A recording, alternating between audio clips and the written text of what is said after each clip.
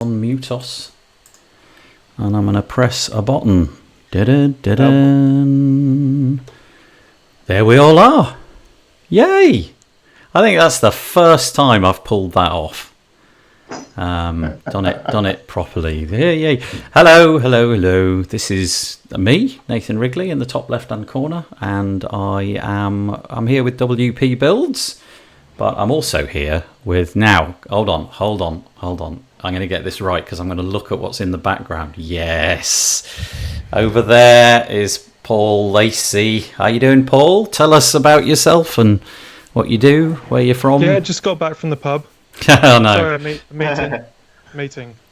In the pub. Meeting with my business partner Peter, who is the other co-founder of Dicky Birds, our little agency in the UK, WordPress agency. Is that meeting at the pub? Is Peter also in the office? In other words, could you have done it not in the pub, but you decided No.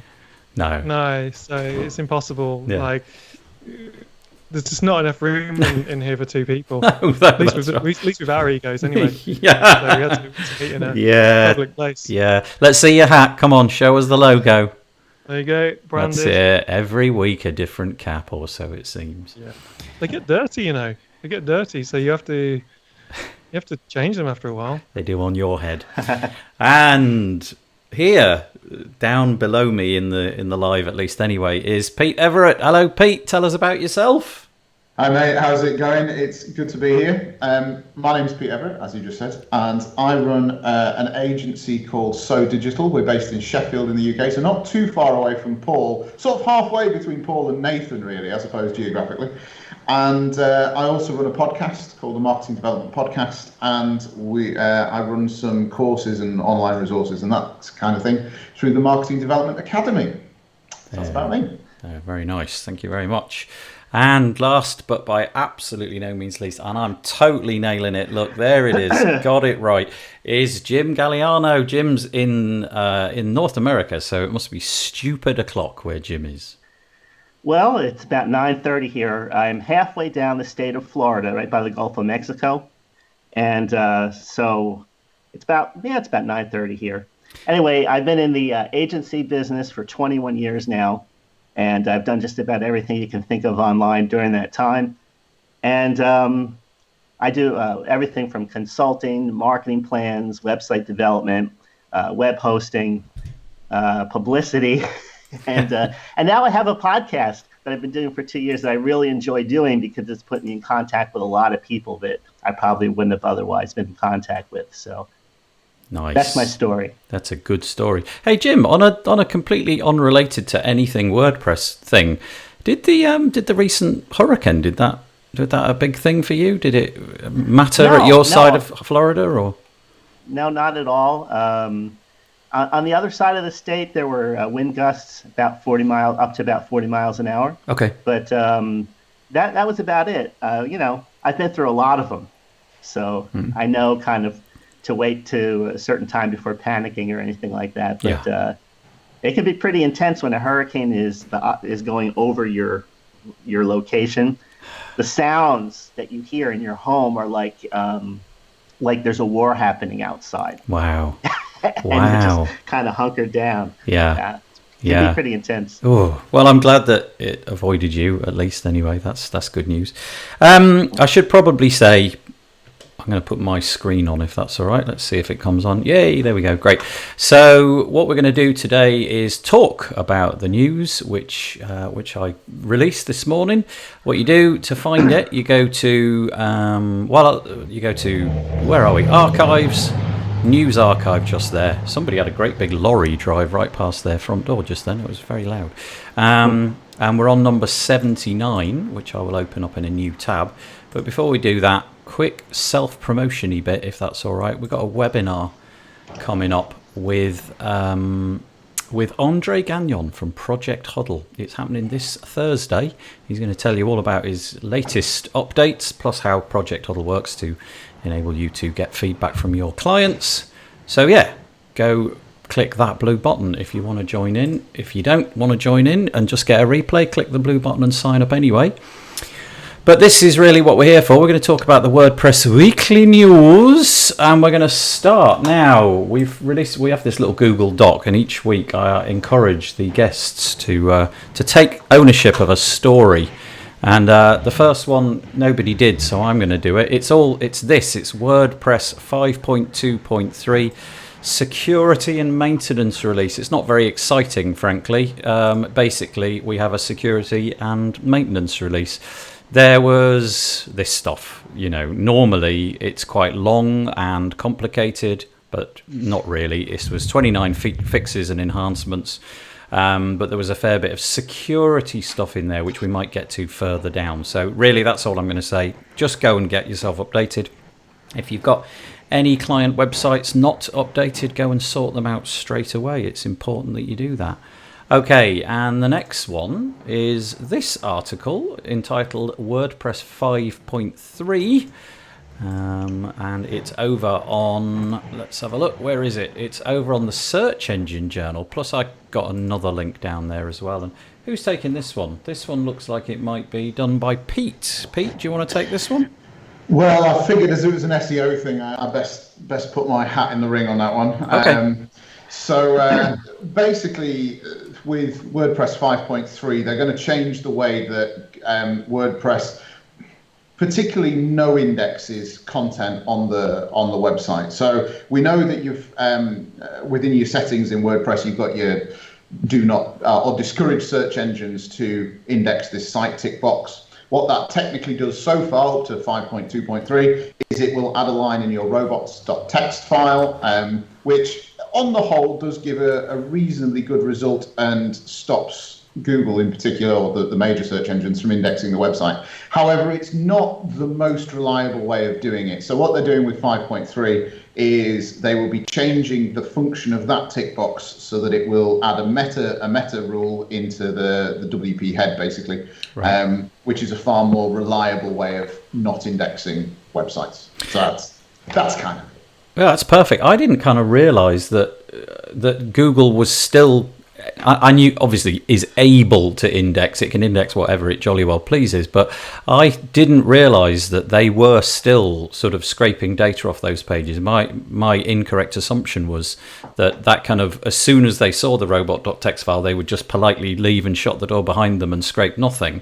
Whereas it turns out that wasn't quite the case. It was possible to appear in search engine results, even though you've got you've got that robots.txt file with a disallow declaration. So that was quite interesting, and hopefully this will actually truly shut that door and slam it in people's faces and stop them. I mean, again, though, I suppose it's voluntary. If Google wanted, or any other search engine wished to scrape your data, there's nothing, I suppose, stopping them. Just honesty and sticking to the rules. So yeah, anybody got anything?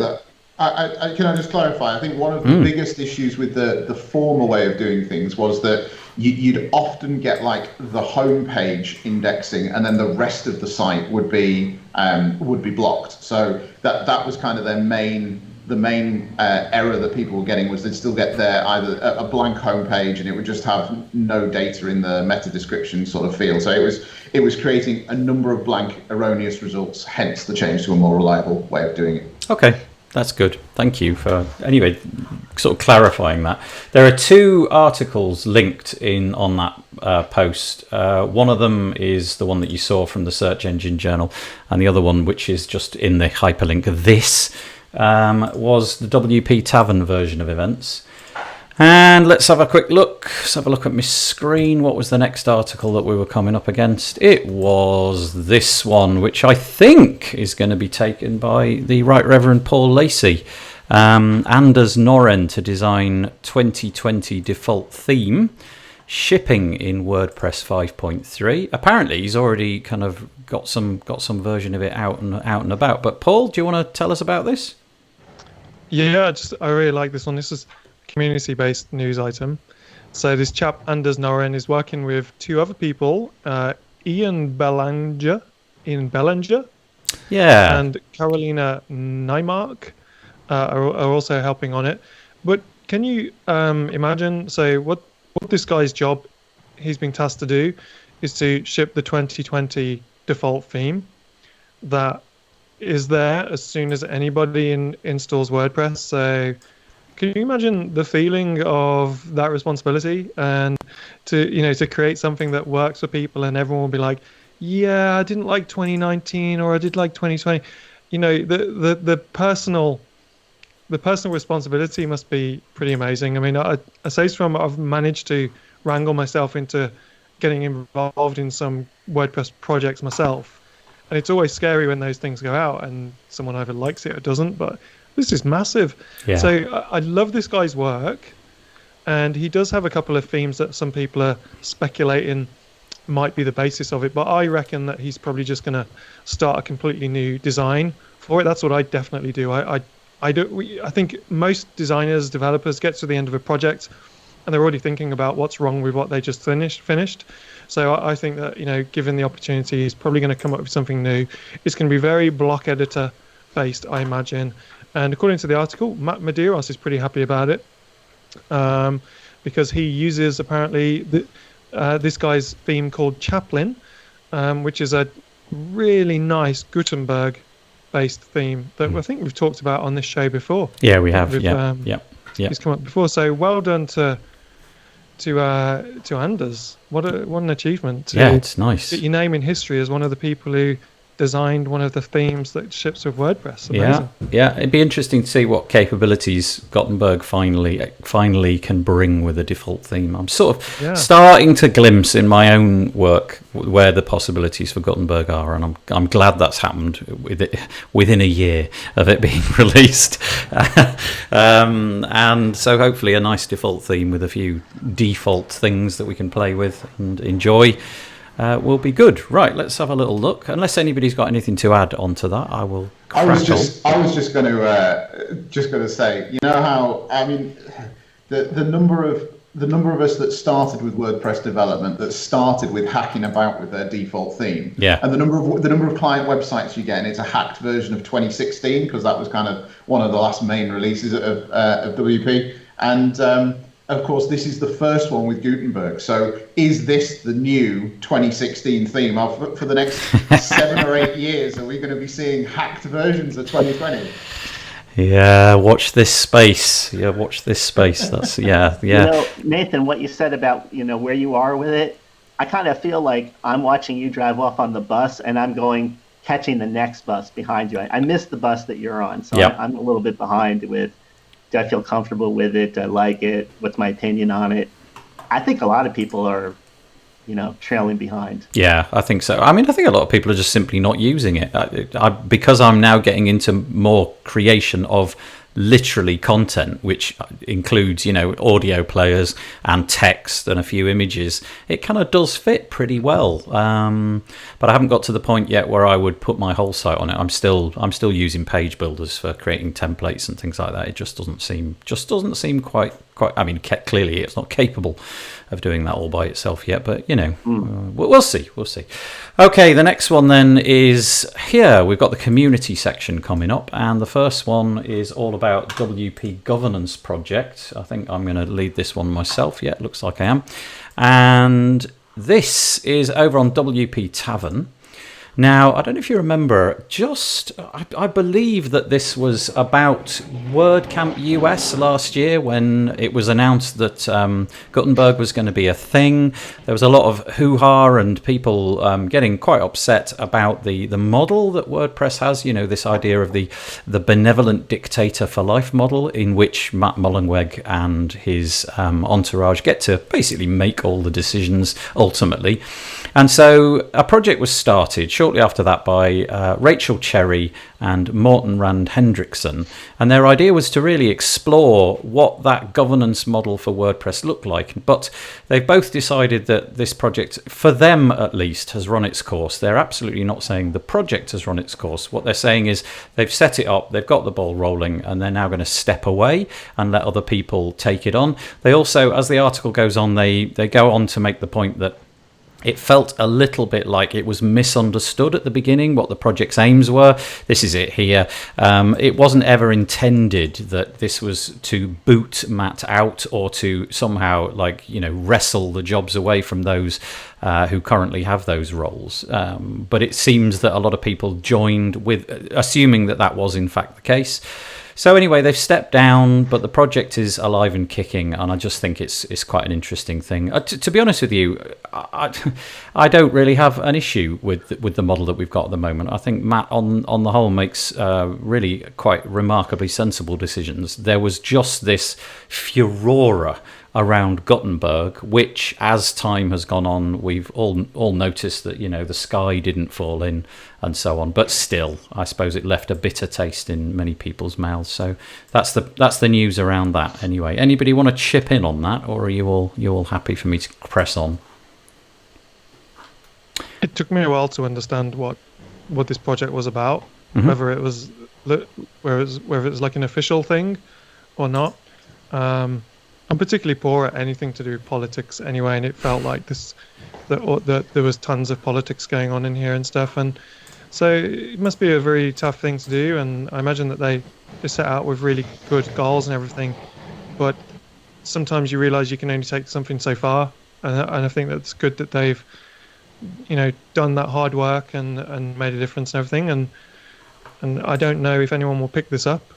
It doesn't say really, does it? I think that's where they're at the moment, looking for people to pick it up and run with it. Yeah, I actually joined the project just from the perspective of kind of keeping an eye on it because of the fact that I do this really, and I felt that it was important to be part of it. And the meetings happened, they were occasionally they got missed. The deadline for the meeting got missed. Rachel might have had something else that she couldn't avoid doing, and so on and so forth. But on the whole, there were documents created. There were people showing up to the meetings and checking it all out. So I imagine that somebody will take it on. It was a real interesting little eye-opener into that whole ecosystem, the ecosystem within an ecosystem within an ecosystem, that a little project like that can get its own Slack channel. It had to get its own Slack channel because it wasn't allowed to use the WordPress official one. I can't remember what the word was. It was I don't know, but they weren't allowed tables at WordCamps, and they weren't allowed an official Slack channel and all that. So it is a bit politicky, as you said, Paul. Okay. Sorry, Jim. Please carry on. Coming from right field, this reminds me of an organized crime story. So what they do is you set up a dissenting group, but you run the dissenting group. Nobody knows it, and you're able to identify the people who are with you and those who are against you. And then basically from there, everybody in that group winds up getting whacked, like within like a 24 to 48 hour period of time. And this whole thing about I was talking to somebody about business structures last week, and I used the mafia as an example just because I'm familiar with it. But they took their structure from the military and how they organize it, which took their structure actually kind of from how Napoleon set up his strategy of war, where you have a boss at the top, and then right underneath that you have an underboss. But right to the side of the underboss you have a consigliere, who is basically there to check the underboss and provide an alternate point of view. Then underneath the underboss you have a bunch of capos. So the capos report to the underboss reports to the boss, and the consigliere is there to provide wisdom. I can keep on going on who's beneath that. Beneath that is the soldiers. But the idea here is that anything with two heads is a freak, and leadership always comes from the top. It never comes from the bottom. And so the problem is today is that everybody wants leaders, but they want leaders that think exactly like they do. And so when you bring this political element in, you have people that are giving their opinion, and I've seen this locally, which is why it's so fascinating to me, and it never works.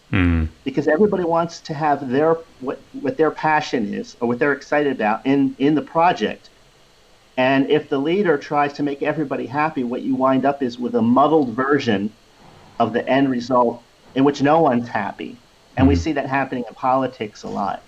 So is there an easy or simple solution to it? Well, historically, the only model that seems to work long-term is to have a good leader. Do you know what I'm saying? One Yeah. that genuinely understands the people that he's leading and the project that he's leading. And then ultimately everybody beneath will fall in line if once they believe that, once they see that. So yeah, I saw that and I thought this project, from my opinion, from what I've seen, is not going to go anywhere. And the best thing about it is it identifies the dissenters. Not that they're going to whack anybody in the groove or anything like that, but I'm just saying that it shows you who's standing where. Yeah, yeah, that's interesting. So maybe maybe the fact that I had actually even signed up and just to inspect from far. You're in trouble, Nathan. I'm looking over my shoulder to see if there's some sort of. But I don't know what, Jim. I'm not sure what you're talking about, because here in the UK we don't have any situations where people disagree on major issues. No, We're all in complete harmony. Yeah. The politicians, everything. Yeah, you're right. I can't imagine what he's on about. I'm not sure. It must be a. It's a North American thing. Yeah, that's right. I don't know. Let me ask you guys something, just to throw it out there, not to hog this part of the conversation, but if I can get an ex-gangster or two on my podcast to interview them, would you guys be interested in listening to that? Oh yeah, that'd be great. Yeah. Only if you ask them how they'd handle Brexit. Yeah, that'd be interesting. That'd be really interesting. I'd love for you to interview an ex-gangster. All right. Yeah. I'm not the interview kind. I have only done one interview, but I know a few that have written books that I've personally got to know, and I was thinking about. I thought, how does this go with WordPress? But anyway, back to you, Nathan. Well, if Jim suddenly disappears within the next few days, we know what's happened. But that was a great history lesson into the the mafia and all. That was fabulous. A real nice aside. Let's change tack. Let's go with WordSesh. This is basically just to say that WordSesh, which is hopefully on your screen now, they've opened registrations. This is an online. This is an online event. It is, in theory, happening now. I've forgotten the date, to be perfectly honest. It's probably on this page here somewhere, but it's relatively soon. Like, it's within the next couple of weeks. Can't actually see it. That's poor, isn't it? But I've forgotten. Anyway, the point is, if you would like to go and register, you were able to, as of today, go and register completely free, as far as I'm aware. So go check it out. Right, the next one is this one. Celebrating now, this I quite like. I think this is a nice bit of philanthropic stuff. This is Yoast, and their post entitled "Celebrating the WordPress Community, the Yoast Care Fund." Whatever it's called, it's quite a nice idea. It turns out that Yoast are going to stick, I think it was $20,000 in a pot. Let me see if I can find that. No, there you go. It's more. It's $25,000 in a pot every year. And you are going to be able to nominate people who, should they succeed in being nominated by you, will just randomly get a $500 reward. And the intention here is that you find somebody who's volunteering in the WordPress space, doing good things, furthering the WordPress cause, and you click on this little link, which takes you to the application process, fill out the page. You cannot nominate yourself, although I don't quite know how they're going to stop people from doing that. But go and find somebody, think about somebody. I can think of a few people that I might like to nominate for this, and go and fill out the form. You never know, they might get themselves 500 big ones. I just think that's a really nice little thing. Anybody got anything to add on that? They don't specify whether you have to be a Yoast user. That's interesting. Do you think that might be part of it? I wonder if it does. Yeah, they don't specify that, so I'm guessing the answer is no. Yeah, good point. Don't know. Let's find out. Fill out the application form and see if anything comes of it. And moving on, let's go over to here. We're on to plugins and themes, I think, now, and I don't know if anybody's taken this one. It looks to me like, Pete, you've got this first one. We're going to talk a little bit about this. Not so sure what to make of this one. This is over on, I believe it was the iThemes website. Have I got that right? That's exactly it, yeah. So this article's about trying to make WordPress security easy with passwordless logins. Now, For starters, I think this is a bit of a curveball. This is the sort of thing that if it came out on April the 1st, you'd think, yeah, April Fools. but it didn't. It came out on September the 4th. So you've kind of got to take it slightly seriously. Basically, what iThemes are doing a couple of things with their security. One is that they are strengthening the way that their password requirements within their plugin. So at the moment, you could still use a weak password as long as you acknowledged that it was weak and you were accepting liability for that. They're going to remove that altogether. It's going to have to be strong passwords right the way across it. And then they've changed the way that it checks checks some security databases for database breaches and all that kind of stuff. But really, the hook that they've got into this is that they're then wanting to start using a passwordless login, and they're likening this to using something like Face ID or fingerprints when you unlock your phone. But theirs isn't going to work like that. What they're actually going to do is email you with a magic link, which if you click on it, then just grants you access straight into your admin panel. And whilst that all seems fine and okay, I don't have to put a password in, I now need to go to the website, hit a button to then get an email. I then need to open my email, click on a link that will open another tab in my browser just to get me into WordPress.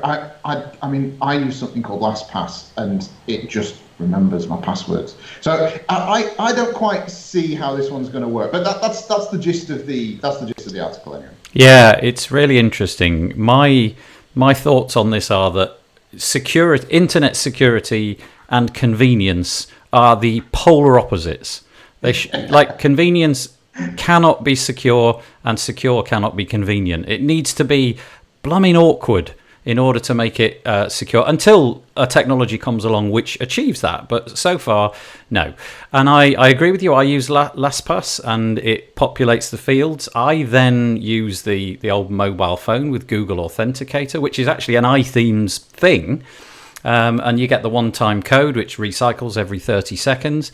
And to me, it just seems that what if somebody was, I don't know, let's say that you're at your desk or something and you walk away from your desk for a few moments and there's your email client open. You've got there's a clear bookmark for your WordPress website admin panel. Somebody clicks on it, opens up your email, or just takes your phone and gets into your email, hacks your email, which we know people do all the time, and suddenly you're into your site. So it's convenient, but I doesn't really seem like a particularly good idea. No, I'd agree. Anybody else? I agree. Okay, good. Good. I mean, it's all 100% of the WordPress community agree that this is a bad idea. Yeah, well, there you go. I mean, I can totally see it for like your mums and your partner. Like my mother, for example, she would love this because it makes that whole process of tracking things down easy. But I want it to be hard. I genuinely want it to be tricky. And if I've lost my phone, I want that to be an impediment to me logging in. I also use this thing, which is called if I can find it, there it is. I use this thing, which is called a Yubby key, and that locks down LastPass. So unless I've got this, I can't even get into LastPass. So that's quite a helpful thing to have as well. So yeah, convenience, security, not so much. I'm not sure if this is a step forward or a step back. Okay, there we go. So the next one is going to be all about Ultimate Dashboard, and it looks like the next three actually are going to be taken on by Paul Lacey. So Ultimate Dashboard, Paul, should we go for that one first? Yeah, it's just an update to the Ultimate Dashboard plugin, which is by David Von Gries of Page Builder Framework. And for anyone who doesn't know what that plugin is, it basically allows you to put your own custom widgets into your WordPress dashboard. So for example, it's very good if you've got clients and you want to put, for instance, like a training video in there or some content in there or some branding in there. And then the news is, right, basically that there's a new widget that he's created that you can put in there, which is a contact form widget. So most likely this is useful for anybody who wants to have a get in touch to support us type form in there that they can then have sending off to their ticketing system for their support stuff. So it's just a small update to the plugin. David Von Gries is one of the nicest guys in WordPress, I think, for anyone who's met him. So yeah, there's that one. And then the next one is a big update for Oxygen 3.0. So most people who bought Oxygen in the last year or so bought Oxygen 2.0. So 3.0 must be a big change if they're giving it a complete number at the beginning there. So there's some major things to talk about here. One of them is that they've got some new features, a whole load of new features. One of them being WooCommerce integration, which has been what people have been asking for a long time, who use Oxygen. For anyone who doesn't know, Oxygen is like a cross between a page builder and a theme builder. It totally takes over your WordPress install. You don't really need a theme. You obviously, WordPress needs a theme to be there, but Oxygen doesn't use the theme at all. It completely takes over. The new features are WooCommerce integration, block editor integration. I think that means that you can actually create your own blocks using Oxygen, which is pretty cool. And a repeater element, which I assume is something a bit like the ACF repeater. But the bigger news for me, reading into what's changed, is that Oxygen has switched to GPL license. And that sparked a lively Facebook conversation while I was slightly drunk. Probably I wasn't actually. I've just been watching lots of violent martial arts films that day. So there was quite a lively there's quite a lively conversation in the WP Builds Facebook group, which was all positive and stuff, and just was great because Lewis, one of the creator of Oxygen, got involved in the conversation, and it was good to see some of his insights into some of the decisions that they make around why he went to GPL and why they make the marketing decisions they make. And there was a funny story that he claims the reason they switched to the GPL model was something to do with that they sponsored a golf hole at a WordCamp, and then later on realized that the rules were that you couldn't sponsor a golf hole at a WordCamp because of the politics and stuff like that. Maybe you get whacked if you do that, I don't know. But you can't sponsor a golf hole at a WordCamp if your product is not fully GPL. So he claims that the reason they've gone fully GPL was just so he could honor the sponsorship and help out a little bit. But I think it's pretty wonderful news for anyone who is interested in all the whole GPL stuff, that a product like Oxygen, which is very impressive, innovative product that wasn't GPL, and that was a problem for a lot of people, has gone along with some of the other products and become fully GPL now. Yep. One of the things which I really like about this company is their marketing videos, because this guy who makes them, Elijah Mills, he's just brilliant. I mean, he's really brilliant. He's the kind of guy that clicks record. I bet he does it in one hit. Because he just sort of goes through it and you don't really detect too much in terms of editing, but he just manages to deliver exactly what the headline features are. I think it's quite long. I think it's about 40 minutes, and I watched most of it. The WooCommerce stuff wasn't of great interest to me personally, so I sort of skipped through that bit. But yeah, you're right. The Gutenberg integration is really cool in that it allows you to create Gutenberg blocks. And then they've got this feature, and I forgot what they've called it. It's something like the perfect client. Here it is. Ultimate client mode is what they're calling it. And it allows you to lock down the styles in Gutenberg. So let's say, for example, you had a heading which was blue and of a certain font. Well, you could create that page, hand it over to the client, and all they can do is change the text. They can't change the font, they can't change the color, or at least that's the way I read it. And imagine doing this on a whole site, basically handing it over with lorem in and saying, right, go on, just fill it up now. It's all been designed. Just a really novel take on it. And then, yeah, the repeater element, that is the ACF thing. It is literally an ACF repeater element, as far as I could tell anyway. So it allows you to create kind of loops with repeater elements, so you can display those on the screen. So, yeah, really cool. Like this a lot. I don't know if people... Yeah, their YouTube channel is... top class stuff. Yep. And any WordPress company that wants to kind of model their YouTube channel should definitely take a look at their channel. Elijah Mills, like you said, is just extremely talented at delivering very engaging content, good tutorials, and just connecting very easily with the stuff that he's teaching. So definitely check out the Oxygen YouTube channel. It's awesome. Great, thank you for that, Paul. And did you want to take this tool belt one as well? Are you going for that also? Yeah, sure. Okay, let's do let me just open this in a new tab. Right, go for it. Tool belt is a plugin by a guy called Ben Gilbanks or Jillbanks. Yep. Sorry if I got that wrong. Who runs a company called Pro Theme Design. So some themes that you can buy, theme shop basically. He's got some plugins as well, and he's launched this what he calls a Jetpack inspired plugin, which is really funny because we did speak to him. I know you spoke to him as well on Twitter, Nathan. Yep. And the whole Jetpack inspired aspect is kind of a bit of a joke.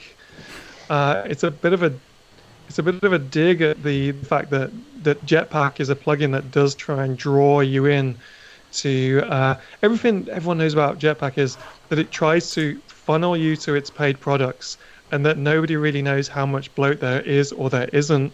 So his plugin called Tool Belt has a bunch of things similar to what Jetpack has, like social icons and stuff like that. And what else has it got? Portfolio, header cleanup, breadcrumbs, related posts, lazy load images. Some of these kind of useful things for the everyday WordPress DIY website, a cookie banner. But he's done it in a different way in that there is no phone home. Is that what we called it? Yeah, he describes it as no phoning home, or no phoning out, he describes it, yeah. No phoning out, yeah. So nothing that you do in this plugin sends data back to anywhere like Jetpack or Automatic or anything like that. And for each of the add-ons that you can use, like the cookie banner, so the cookie banner is 1.2 kilobytes of inline JavaScript and CSS. So it tells you exactly how much bloat or lack of there is for each of the different modules in the plugin. And I just think it's really cool. It's really funny the way that he's called it Jetpack inspired. And I think that it's going to be a tool that a lot of people do actually use because it's very, very developer friendly. You do have to write a few lines of PHP and stuff to make use of it. But if you want some static social sharing links that you can customize, this is the kind of plugin that does that kind of thing for you. Very cool. Yeah. Really neat. The idea of this, I'm showing on the screen at the minute the impact of each of the modules. So they're all switched off by default, and you have to sort of tick them on and so on. And then he actually goes to the lengths of saying this. If you use the cookie banner, for example, it's going to add the grand total of 1.2 kilobytes of inline JavaScript and CSS, and if you click the breadcrumbs option, 1 or 2 kilobytes of HTML, and it's brilliant. And all the JavaScript and all of that is all done inline, so it's not it's not going out and trying to find additional resources elsewhere on the internet. So there's less toing and froing, shall we say, which will speed things up. So I like this. I like the approach. I like what he's done. I haven't tried it, so I can't talk about the implementation. But I like it. I like the look of it. Anyone else before we move on? Okay. In which case we will move on very quickly. I'm just going to briefly mention this one. This is over on the toolset.com website. Toolset, a plugin with a whole range of different capabilities, one of which is Toolset Types, which is their suite. It's a bit like ACF, if you like, or Custom Post Types UI. It enables you to create custom post types, and they've added a custom field API. So it says this Toolset Types release introduces a new custom API for custom field groups and fields in Toolset. It also fixes multiple bugs and so on. And it's not a very long post, but you can read about it here. So if you're a proper serious developer and you've been using Toolset, then this might be of genuine interest to you.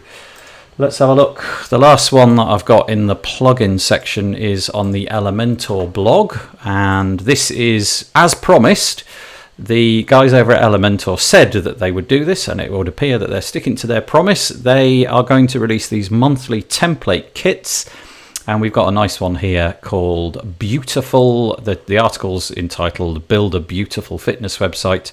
And here it is. You can see that you get all of this stuff, and here's the list: 7 content templates, headers and footers, pop-ups, 404, and a whole bunch of other stuff. So if you're an Elementor user, this is totally and utterly free. It's all as part of your subscription, including a whole bunch of free images and icons and so on and so forth. Anybody want to get in on the Elementor thing there? Don't know if anybody's interested in that one. Well, I like the idea of templates, but more so to get ideas. Like I look at everything in rows now. Yep. If I see an interesting row with some elements in it, I think, that could work on a future project, or it just gets you thinking a little more creatively. It helps you to get going. But for the full template, maybe not so much, because that would be like having somebody decorate your home and then you move into it and you're happy with everything the way they decided it should be. That just doesn't work. But if you're getting, if you need something built fast, maybe you could do that and then slowly fill in the gaps with your own stuff. But I like to look at these templates as far as like the rows again go, just to get ideas for different sections. Yeah, I think that's what it's good at. I mean, it certainly is a bold statement, isn't it? This purple with like this kind of mustardy yellow against black and that font. Yeah, it's really, I quite like it. There's a whole load of free stuff from Elementor if you are a pro user. I'm guessing it's for the pro account. I'm not sure. Oh, yeah, it says here. Free to Elementor pro users. So you'll be getting 12 of these a year. And very nice indeed. Okay. The next one is, I'm going to start this thing. I'm going to start putting deals in these newsletters. I hope nobody minds, but I just think this is quite a nice thing. Seemingly people like to know about deals, so I thought I'd put them in. I've only got one this week, but as of next week, there'll be a whole load more. And this one is basically Peacher, who did the webinar with us all about UI and UX. She offered us a 10% off code for her course, which is over here, called UX for Everyone. And if you click on that link there and use that code, she's going to give you 10% off, and it runs out in a couple of days. So I thought I'd mention that. But going forward, I will mention more of those as the weeks go on.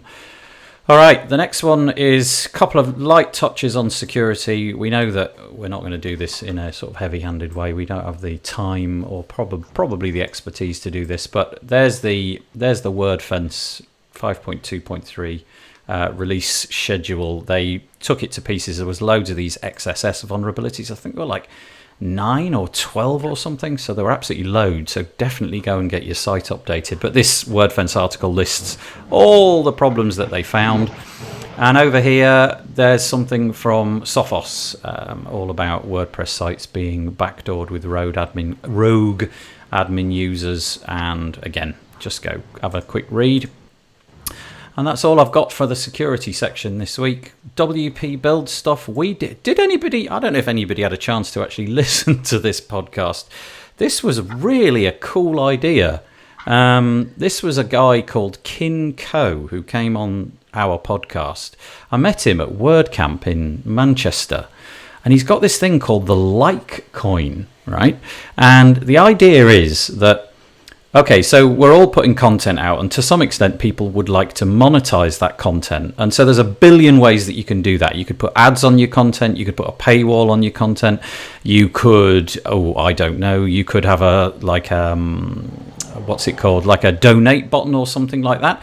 Well, this project, which is getting off the ground, uses the blockchain to make it so that you can, without having to do anything particularly, you just click a button and somebody gets some cash. So for example, here is a like button, and I'll click on it and it takes me over to this page. And were I to have any cash in a in like the Litecoin system, a bit like Bitcoin or Ethereum or something, then that would have paid me something.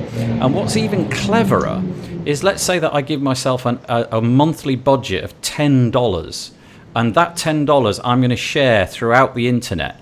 Well, if I click one button on the internet that month, then that person will get all of it. And it's all worked out by the system.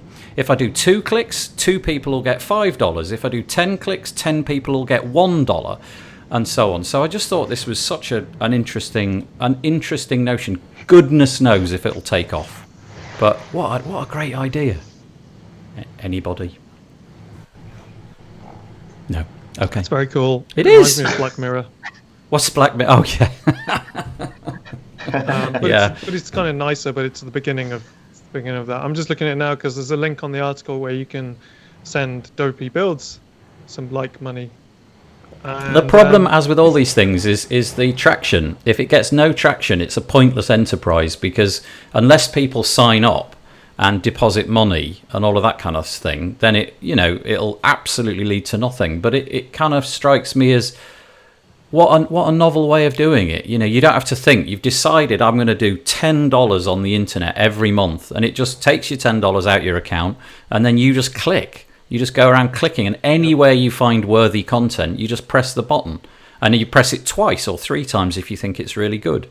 Let me throw this in there first with an apology in the front of it. I can see people rushing to do this every month.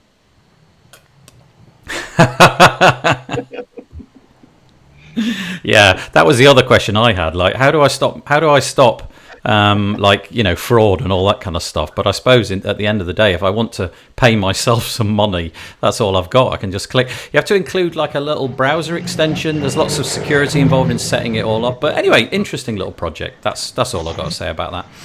And also, we released a bit of content this week. Me and Peacher, well, Peacher really, not me. She did this. It's linking to the Facebook page. Don't quite know why that is. Anyway, if you go to wpbuilds.com/webinars, I think I loaded it up on there. I can't remember. Anyway, I did a UI UX webinar with Peacher. And no, I didn't put it on the website yet, but go and check it out. It's in the Facebook group, and she's really good at that stuff. Right, what have we got? Not WordPress. We're finished with the WordPress stuff, so let's go on to the other stuff. This is interesting. Podcasts are getting attacked with negative reviews. What can you do? So, turns out at the moment, if you've got a podcast, which 3 of us on this panel do, one of the best ways of getting it to be discovered is with like reviews, most notably iTunes reviews. And so now it would seem that there is a whole, well, industry is the wrong word. There's a whole bunch of people who, having a rival podcast, go out and just give one star awful reviews, and seemingly at the moment there's no way of stopping this. And some of the people who feel that they've been targeted have kind of reached out to the people who organise these rating systems, but they're not getting anything back. I'm lucky it hasn't happened to me yet, and cue it happening. Just watch. that'll be the beginning of it. But this just seems 1 million likes. Otherwise, I'm giving you a 1-star review. But that seems evidently really a problem. If you are somebody who's got a big podcast and a big audience, and suddenly it drops off the charts, and things like iTunes do promote that stuff, depending on how favourable your reviews are, that does seem like it needs governance. We need the podcast governance project to be launched. Sounds like we're starting a movement. Yeah. I think if you're popular already, like I have a few people that I know that are getting probably about 8,000 to 9,000 downloads a day with their podcast. Just huge numbers of people. And if you look at their ratings, they're like 1s and 5s. Interesting. So when you see something like that, you think, okay, the 5s are probably, and there's a lot, when you have that many viewers, but you think the 5s are people that just love it or support it or are friends, and the 1s are the enemies for the most part. So you like to read the 3s. At least that's the way I do when I go to Amazon. I look up ratings for things and products. Like Nathan, you were telling me about the vacuum that time, and I bought a vacuum on your recommendation. But I went on there and I wanted to read the 3s because I thought, well, these are the people that aren't like trashing it, and they're not making it like it's the best thing in the world. They're going to give an honest opinion about what they like and what they don't like. So I don't know. If you're already popular, the fact that you're getting attacked by 1s is a sign that you're popular. Yeah. Think about how it works in every other sphere. But if you're just trying to get going and you have people attacking you with a bunch of 1s, then you probably feel it a little bit more. Yeah, I would say so. It just seems like it's kind of an unregulated space, isn't it? Which is good. But also, as people sort of increasingly start to generate incomes and careers out of this kind of stuff, it just struck me as quite an interesting thing that there is no way of stopping this from happening, and just seems like a bit of a shame. NetNewsWire, I'm just going to mention it. If you've got a Mac and you like RSS feeds like I do, they've resurrected NetNewsWire. It's a 5.0 RSS reader. That was all I had to say about that. And the last one for this month is, I think, being taken by our resident SEO guru, Pete Everett, back on Search Engine Journal, telling us all about people watching videos to make purchasing decisions. I think a guru is about right, because it's not quite a guru, is it? So, I mean, this article's a bit of a sort of a bit of a state in the obvious type thing, but it is, on the same note, it does have some sort of good tips in it. So, essentially, it's basically explaining the premise that, you know what, people keep on watching more and more videos before they make purchasing decisions. So if you're starting to put a marketing plan together, you should maybe think about doing some video in it. You know, without giving out too many spoilers, that's kind of the crux of it. But then they go on to give some particularly good kind of ideas as to what you can do. So one of the examples they run through in the article is to do with an unboxing video, and how a particular YouTube video creator named Elias V Fishing has a format to the way that he produces his videos, in that he produces like a 3-minute unboxing video the moment he gets something, and gets something up there really quick, and then goes on a few days later to create like a half-hour full-on review once he's got some experience with it. So it's kind of that whole idea of maybe done is a bit better than perfect, and also getting stuff up there and interacting with your audience pays results. So why not have sort of 2 bites at the cherry? So that's kind of the gist of it. I was just surprised by the number, the number in the article, 55% of consumers. That just seems extraordinary. I mean, I definitely click on videos, like especially technology products, but I'm staggered that it's 55% of the population are actually making use of videos for purchasing decisions. And I just wonder whether that's on the website itself, be that Amazon or whatever WooCommerce site you've got, or whether that's literally YouTubing it, writing in Shark vacuum cleaner, which is what I instructed Jim to buy, and then going and seeing somebody taking it to pieces. But 55%, that's astonishing. And I suppose if you're doing unboxing videos, there's a career in that as well. Yeah, we can all we can all go back to those days of wanting and coveting the next iPhone, and seeing these unboxing videos done by goodness knows who, and I always used to sit and watch those and think, how the hell did you get hold of one of those phones? Yeah. That was always my lasting impression. By doing 5,000 unpaid videos first, probably, yeah. Yeah. So, I mean, there is kind of a hint that Google is trying to recommend that you use YouTube. There is in fact, one of the is it an H2? I'm going to inspect it just to see. But one of the headings on the page is Google subtly recommends YouTube advertising, and yes, it is. It's an H2 tag. So one of the second most important things on the page is Google recommending YouTube. There you go. Adam Lacey's just sort of saying, and it really hadn't occurred to me that this makes perfect sense. He started to look at YouTube videos for his holiday destination.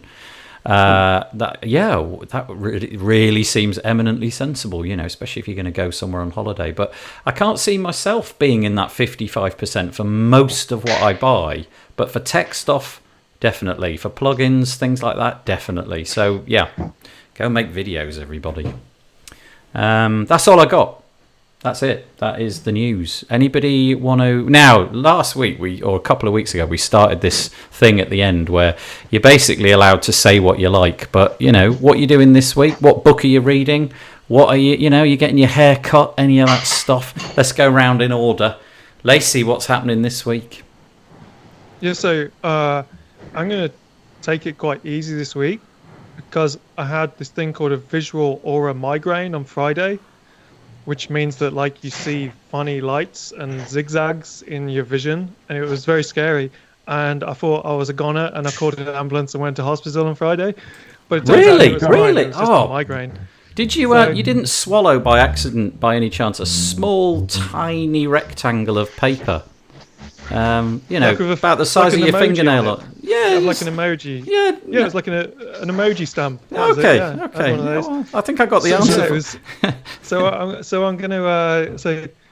gonna take it easy this week. So if anyone ever sees funny lights and zigzags and kaleidoscope stuff, check out visual aura migraine, and it's quite normal. But if you've never had something like that before, it's like scary as hell. Oh. So I'm just gonna like take it easy this week, and I've got a new glasses prescription to pick up as well. So, It's exciting times. I'm not one for overreacting on things, you know. Yeah. Oh, well, I'm sorry. I've just realised. Called 999 or 911, and Yeah. an ambulance came and I went to hospital. I've just realised, like, the enormity of my folly. I am sorry. I actually took the mickey out of your ill health. I'm sorry about that. I really didn't mean to. No, I'm taking the mickey out of my own overreaction to a very normal thing that people have. Okay.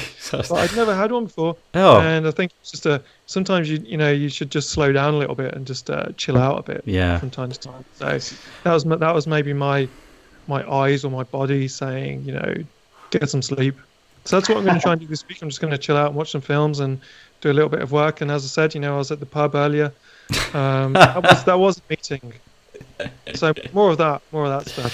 See, I was just worried that whole pub story was just a cover, and you've really just discharged yourself from hospital to be here. Yeah. And there's some like consultant in a gown saying, "Where's Mr. Lacey?" We need to get him back in his straitjacket and take him back. I've escaped again. Now, my guess is that none of us are going to top that story, but we might as well have a go. Pete, what's up this week? What are you doing? This week we've got.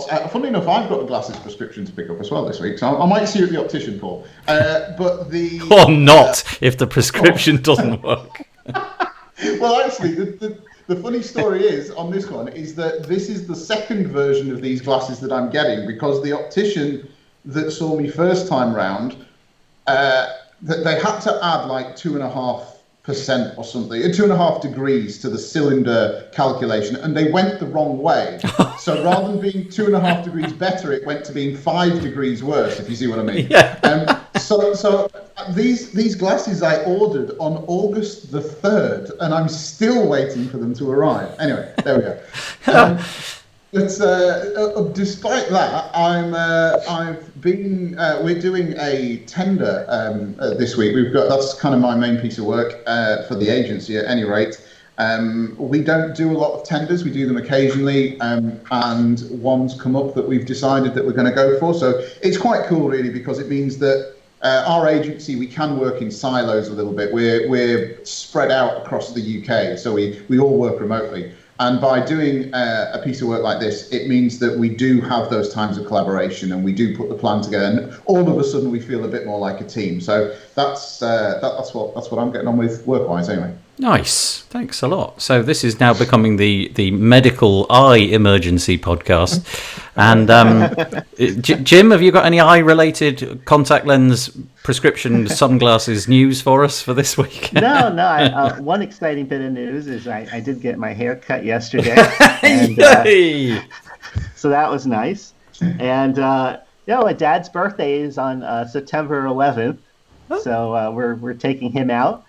And you know what? I just spent like the whole summer just kicking back and relaxing. I hardly spent any time on social media or anything like that. Just totally goofed off. And I thought to myself, why not? It's the summertime. The kids aren't, doing anything. They're enjoying the weather and everything. So I just decided to, just do the minimal amount of work. Make sure I didn't forget to do my podcast every week. And other than that, I just enjoyed, going out to eat with friends and seeing what family we're doing. And so now I'm slowly getting back into, I got to start focusing on some new client projects coming up and stuff like that. So yeah, it was a great summer. Oh, that sounds great. We've got That's looking awesome, dude. Yeah, that's the way to take the summer, isn't it? Yeah, fresh trim. Yeah. I need a trim. We're doing a webinar with, I think I mentioned it earlier, Andre. So that's what I'm basically doing this week of any worth. So go and check it out. It's on this link, wpbuilds.com/webinars. Is it? Project Hoddle, that's right, yeah. It's a fabulous product, and we're having a webinar to show you how it works. But that's it, that's all I got. Thank you, as always, fellas. Thank you so much for joining us. Thanks to Paul, thanks to Pete, and thanks to Jim. Thanks to you guys for putting your nice Glass's comments in the things. And sorry, we don't get really a chance to interact with the comments too much. I should probably do something to tackle that, because it would be nice to put more of your comments in. But that's all I got. I'm going to hit the button and say, take it easy. See you next week. Yeah. Thanks, guys. See you guys. See ya. See you. Have a good one.